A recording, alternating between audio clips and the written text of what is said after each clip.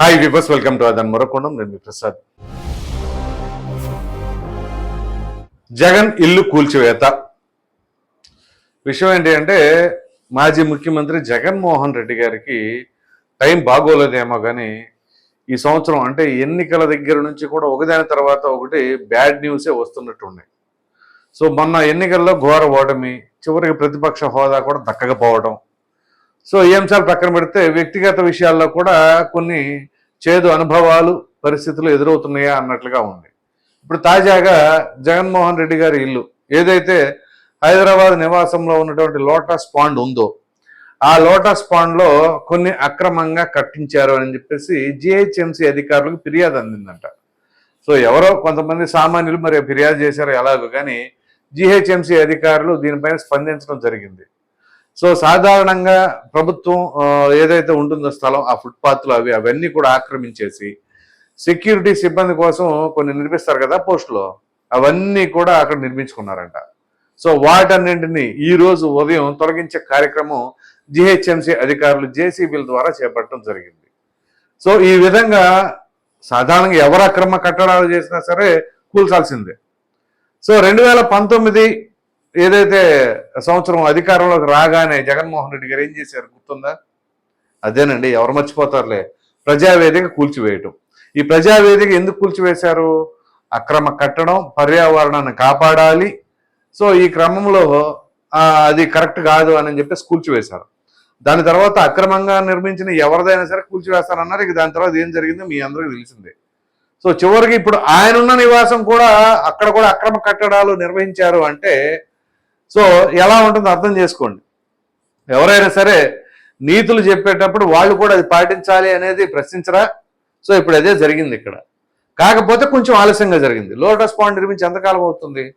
ఇప్పుడుదా అప్పుడుదా? దశాబ్ద కాలం పై మాటే. మరి అటువంటిది ఇప్పుడు ఎందుకు వచ్చింది అంటే ఆ టైంను బట్టి అలా ఉందేమో బహుశా. సో ఒకసారి బాబు గారిని జగన్మోహన్ రెడ్డి గారిని కనుక కంపారిజన్ చేసుకుంటే బాబు గారి టైం ఎట్లా ఉంది? ఏదైతే చంద్రబాబు గారిని ఒకప్పుడు విమర్శించారో, ఒకప్పుడు బాబు గారు గెలవకూడదని కోరుకున్నారు, వారే ఇప్పుడు ట్విట్టర్ వేదికగా అంటే బీఆర్ఎస్ పార్టీ నేతలు ట్విట్టర్ వేదికగా ప్రశంసల వర్షం కురిపించారు. మరి జగన్మోహన్ రెడ్డి గారి పరిస్థితి ఇట్లా ఉంది. సో ఇదే తెలంగాణలో జగన్మోహన్ రెడ్డి గారి ఇంట్లో ఏదైతే కట్టడాలు ఉన్నాయో అక్రమంగా, ఆ సెక్యూరిటీ పోస్టులు కావచ్చు, ఇంకోటి కావచ్చు, అదంతా కూడా ఫుట్బోర్డ్ని ఆక్రమించి చేశారు అని చెప్పేసి అది కూల్చివేస్తున్నారు. సో ఇదే తెలంగాణలోని మరి అధికార పార్టీ రేవంత్ రెడ్డి గారికి, జగన్మోహన్ రెడ్డి గారికి మరి ఎక్కడ కూడా సంబంధాలు ఉండవు. కోర్స్ ఆయన ముఖ్యమంత్రిగా వీరిద్దరు కామన్గా ఒక 6 నెలల పీరియడ్ ఉన్నా కానీ ఎక్కడ కూడా ఒక కార్యక్రమాలు కానీ ఒక సంప్రదింపులు కానీ ఏమీ జరగలేదు. సో ఇట్లా ఉంటుంది పరిస్థితి. ఇప్పుడు రేవంత్ రెడ్డి గారు కక్షపూరితంగా ఏమైనా చేపించారన్నా అనొచ్చు, కానీ ఏదో సామాన్యులు ఇచ్చిన ఫిర్యాదు మేరకు ఆ ఫిర్యాదు ఇచ్చిన వారు ఇప్పటి వరకు ఎందుకు ఇవ్వలేదు అనేది చాలా కీలకమైన అంశం. పోనీ మన రాష్ట్రం అంటే ఆంధ్రప్రదేశ్ అయితే ఆ విధంగా అనుకోవచ్చు, మొన్నటిదాకా అధికారంలో ఉన్నారు కాబట్టి. కానీ పొరుగు రాష్ట్రం అంటే తెలంగాణ రాష్ట్రంలో కూడా జగన్మోహన్ రెడ్డి గారి పైన ఫిర్యాదు చేయడానికి ఆయన అధికారంలో ఉన్నంతసేపు ఎందుకు చేయలేదు? ఇప్పుడు ఆయన అధికారం పోయిన తర్వాత ఎందుకు చేశారు? ఇది కొంచెం ఆలోచించవలసిన అంశం. ఇప్పుడు అక్రమ కట్టడం ఎప్పుడో నిర్మిస్తే ఇప్పుడు కూల్చివేస్తున్నారంటే ఇప్పుడు ఫిర్యాదు అందింది, ఆ ఫిర్యాదు ఇప్పుడు ఎందుకు ఇచ్చారు అనేది ఆలోచించవలసింది. సో ఈ విధంగా ఇప్పుడు జగన్మోహన్ రెడ్డి గారికి ఎటు సైడ్ పోయినా కానీ కొన్ని ఇబ్బందులు ఎదురవుతున్నాయి అని చెప్పేసి అయితే అనుకోవాల్సిన అవసరం ఉంది. మరో ప్రక్కన కేసుకు సంబంధించిన అంశాలు కూడా తెరపైకి రాబోతున్నాయని అనేక రకాలుగా మీడియాలో కథనాలు వస్తున్నాయి. కానీ సరే, కేసులు అనే విషయం ఇప్పుడు కాదు కదా, అప్పుడు అది కూడా 10 సంవత్సరాల పైన అవుతుంది. ఆ కేసులకు సంబంధించిన అంశాలు వస్తే అది కోర్టు పరిధిలో ఉంటుంది కాబట్టి ఆ న్యాయవాదులు, కోర్టులు అవన్నీ చూసుకుంటూ ఉంటారు. కాకపోతే ఈ 5 ఏళ్ల పరిపాలనలో ఏమైనా జగన్మోహన్ రెడ్డి గారు కానీ జగన్మోహన్ రెడ్డి గారిని అడ్డుగా పెట్టుకొని ఆ నాయకులు ఏమైనా సరే అక్రమాలు, అన్యాయాలు, దౌర్జన్యాలకు పాల్పడి ఎంత సొమ్ము చేసుకున్నారు, ఇవన్నీ కూడా ఒకవేళ ఎవరైనా బయట పెడితే అంటే పార్టీకి సంబంధించిన అంటే ఇప్పుడు అధికారంలో ఉన్నవారు కావచ్చు, కొంతమంది నాయకులు కావచ్చు, లేదా మీడియాలు కావచ్చు, ఎవరైనా సరే బయట పెడితే అది కన్స్ట్రక్టివ్గా ఉంటే ఆధారాలతో సహా అది వేరే అంశం. ఆరోపణలు చేసుకొని అది మాత్రం ఆరోపణలకి పరిమితం అయిపోయింది అనుకోండి, అప్పుడు జగన్మోహన్ రెడ్డి గారికి పోయేది ఏమీ ఉండదు. అదేవిధంగా ఎవరైతే ఆరోపణలు చేస్తారో వాళ్ళకి ఒరిగేది ఏమి ఉండదు. కానీ కన్స్ట్రక్టివ్గా ఇదిగో ఇది జరిగింది. ఇప్పుడు ఉదాహరణకి ఈ కూల్చివేత ఉంది, ఈ కూల్చివేత ఎవరో కంప్లైంట్ చేశారు. సో ఇదిగోండి ఇట్లా అక్రమ కట్టడం ఉంది కాబట్టి కూల్చివేయడం జరుగుతుంది. సో దానికి ఎవరు నో చెప్పరు. కానీ ఇప్పుడు చంద్రబాబు నాయుడు గారు అరెస్ట్ ఉందనుకోండి, ఆయన అరెస్ట్ చేశారు, ఓకే, ఆధారాలు ఏమైనా ఉన్నాయని కోర్టు పలుమార్లు అడిగినా కానీ ఆధారాలు ప్రవేశపెట్టలేకపోయారు. సో అలా చేస్తే చంద్రబాబు నాయుడు గారికి ఎంత గ్రాఫ్ పెరిగిందో ఆయన అరెస్ట్ చేయడం వలన, ఆధారాలు ఏమి సేకరించకుండా.